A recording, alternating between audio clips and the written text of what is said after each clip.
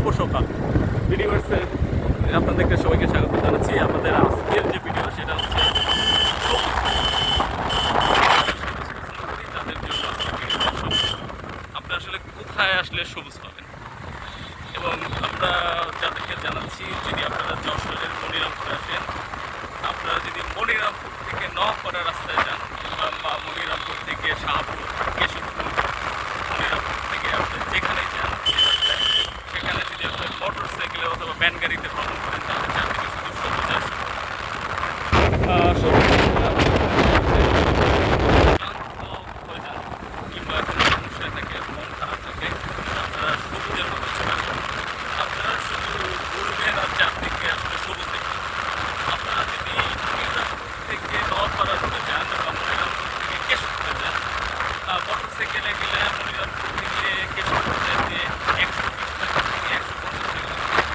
এবং যদি মনিরামপুর থেকে নওয়াপাড়া যান সেখানে আপনার 100 থেকে দুজনে মিলে আপনার 100 করে, আর আপনি যদি একা যান তাহলে 150 থেকে 200 টাকা নেবে। এটা সময়ের উপর ডিপেন্ড করে তখন কোন সময় আপনি আসবেন। যদি সকালবেলা থাকে একটু বেশি নেয় বা রাত্রেও একটু বেশি নেয়, কিন্তু দুপুরবেলা নর্মালি আপনি 150 টাকা সময় লাগবে 20 থেকে 25 মিনিট। এই 20 থেকে 25 মিনিট আপনি চোখে সবুজ আর সবুজ দেখবেন। আমরা এখন একটা বাজারে আসছি যেখানে হয়তো সভ্যতার উন্নয়নের পাশাপাশি কিছুটা চলে আসছে, কিন্তু আপনি যদি স্কুলগুলো দেখেন এখানে বড় বড় গাছ আছে, এখানেও আবার সবুজ শুধু কি সৌন্দর্য নাকি এখানকার আসলে ব্যবসা বাণিজ্য? হ্যাঁ, এখানে আসলে ব্যবসা বাণিজ্য সবুজ। আপনি যদি দেখেন যে কলা গাছ আছে এখানে, এখানে আছে হচ্ছে আমড়া গাছ, যেটা হচ্ছে 2 বছরে আমরা আসে, এবং কলা গাছ পরের বছর থেকে এবং আপনি যদি এখানে ধান দেখেন, এখানে ধান, পাট, ভালো। এই যে সবুজের সাথে আরেকটা সম্পর্ক আছে। এখানে দেখবেন যে যখনই আমরা এই কলা গাছ বা গাছ লাগাই, এই গাছের একটা ফরওয়ার্ড লিঙ্কেজ আছে। এখানে প্রত্যেকেরই ছাগল আছে যদি দেখেন, এবং এক সময় ছিল এটাকে বলা হতো অজ পালা।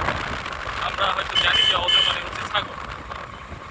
এখন এইখানে আপনার যে সবুজ আছে এই সবুজের সাথে আর কি কি জড়িত, আমরা যদি দেখি যে এখানকার সবুজের সাথে এখানকার পানিগুলোতে আসলে ঘাস পড়ে, এবং এই ঘাসটা থেকে এই সবুজগুলো তাদেরকে সহায়তা করে, এবং এই সবুজে এখানকার মানুষের সাথে এক ধরনের মিল আছে।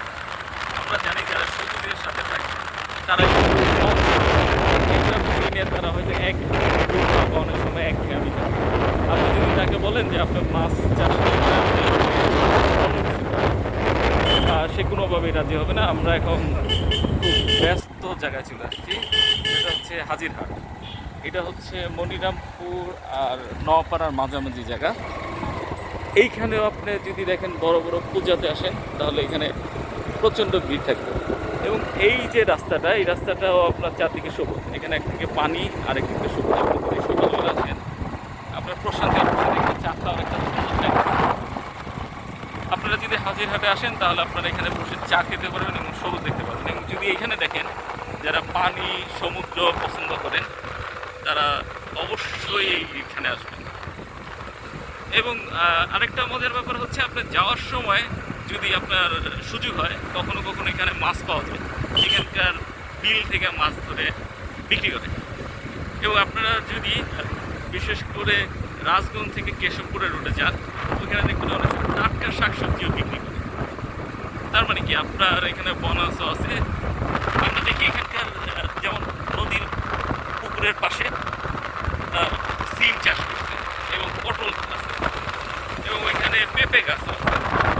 আপনারা নিশ্চিত হয়ে এই পেঁপে পটল নিতে পারেন, কারণ এখানে বিষমুক্ত। যদি এখানে ওই পটল বা পেঁপে বা সিমে বিষ দেয় তাহলে মাছের ক্ষতি হয়। পুকুরের পাশে যে সবজিগুলো হয় সেই সবজিগুলো তুলনামূলক বিষমুক্ত থাকে। তো আপনারা একই সাথে খাবার এবং একই সাথে ভ্রমণের সুযোগ পাবেন এবং বাড়ির জন্য কিছু নিয়ে যেতে পারবেন। এবং অবশ্যই বলবেন না বাসায় শুধু চুই জাল নিয়ে যাবেন, যেটা আপনাকে সবাই বলবে যে অসাধারণ একটা ব্যাপার। আপনি যদি এখানকার ছানা মিষ্টি নিয়ে যান তাও সবাই খুশি হবে। দই খুবই ভালো। আমরা যারা আসলে বাইরের থেকে আসি এখানে থাকি প্রতিনিয়ত খাবার খাবার এবং পরিবেশের প্রতি প্রচণ্ড ভালোবাসা থেকে এখানে অনেক সময় থেকে যায়। এবং যারা ভ্রমণ পছন্দ করেন তাদের জন্য অবশ্যই, এবং কিছু কিছু ঘরবাড়ি আছে অনেক পুরনো।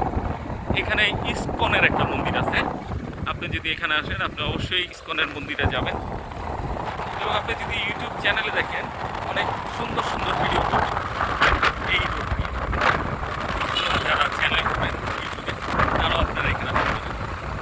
আপনি এখানে অনেকগুলো আইডিয়া পাবেন। আপনি এখানে মাছ পাবেন, এখানকার গাছ সম্পর্কে পাবেন, এখানকার মানুষ, এখানকার রীতিনীতি,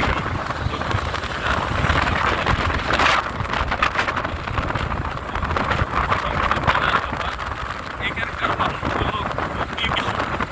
আপনি যদি চান বা না চান তারা আপনার সাথে কথা বলবে, আপনি যদি আসছেন এবং খুবই ভালো এবং ট্যালেন্ট।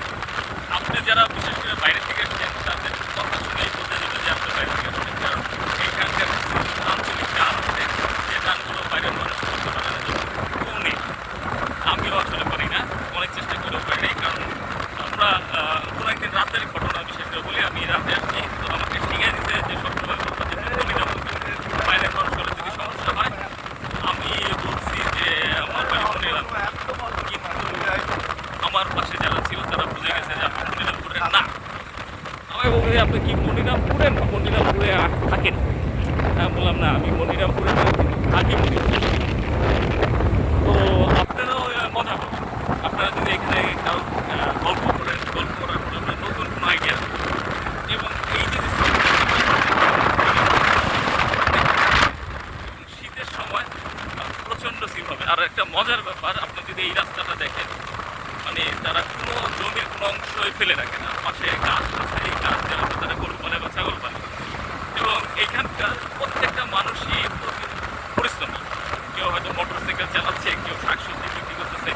আপনারা হয়তো ভুল করতে পারেন যে শাকসবজি বিক্রি করতেছে সে হয়তো খুব বেশি অর্থনৈতিকভাবে স্বাবলম্বী না, আপনি হয়তো তাকে করুণার দৃষ্টিতে দেখতে পারেন, কিন্তু এখানে আসার পরে আপনার ধারণা পাল্টাবে। কারণ হয়তো তার দেখা যাবে এত জমি আছে, আমরা জব করে বিজনেস করে ওই জমির মালিক হতে পারবো না, কারণ সে ছোটোবেলার থেকে আইডিয়া খুব বেশি।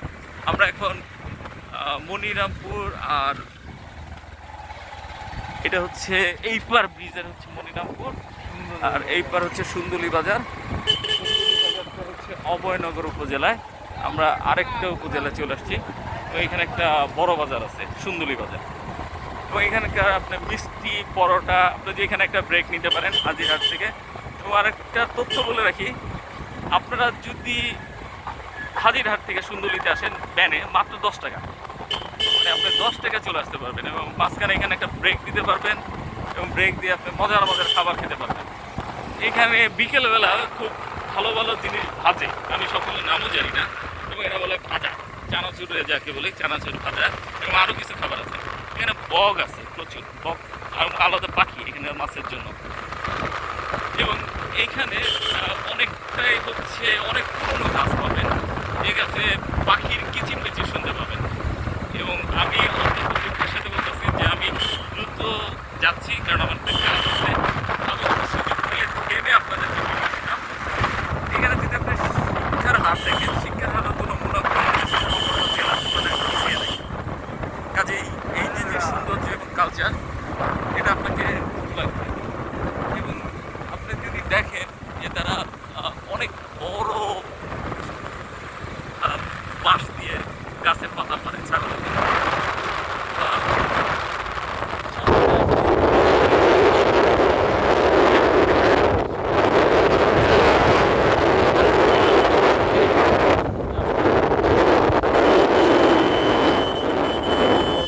খাবেন না, একটু বসে খাবেন। আর যেটা আছে খুব লোভনীয়, সেটা হচ্ছে এখানে মাছের উৎস পাবেন। কাঁচা তাজা মাছ দেখবেন মাছলা পাইছে। এখানে পেঁপে কিংবা অন্যান্য ফল, কলা পেতে পারেন, যার যা পছন্দ। যদি মাছ পছন্দ করেন তবু আসতে পারেন, ফল পছন্দ করেন তবু আসতে পারেন।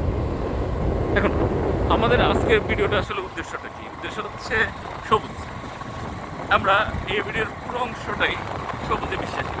আর আমাদের আরেকটা ব্যাপার শেয়ার করি, আমরা কেন বিডিবার্ড.com চ্যানেল নাম। বিডিবার্ডস মানে হচ্ছে আমরা বিশ্বাস করি